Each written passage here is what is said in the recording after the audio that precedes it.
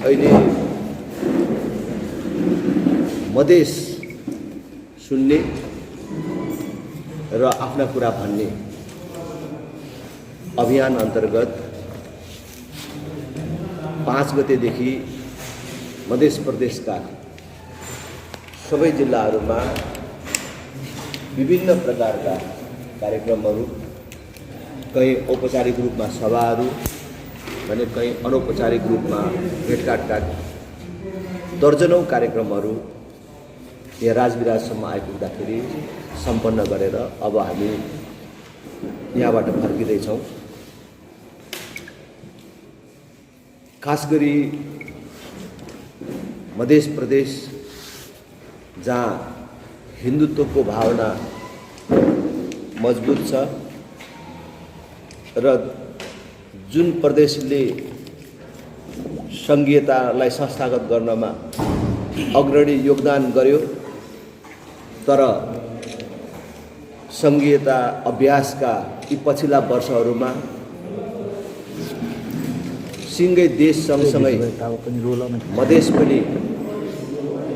उपलब्धि शून्य मात्र होइन, संघीयता कारण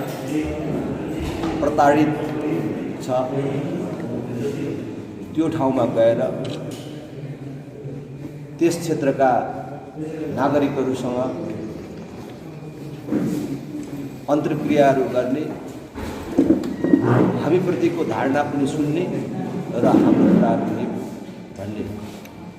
कामहरू हामीले गर्यौँ र समग्र यो भ्रमणबाट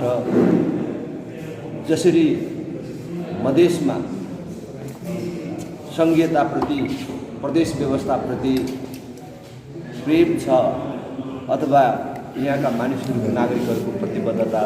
छ भन्ने सुनिन्थ्यो। अहिले यहाँ आएर बुझ्दाखेरि जुन मधेसले संघीयता स्थापनाका लागि 117 जना युवाहरूको बलिदान दियो, त्यो प्रदेश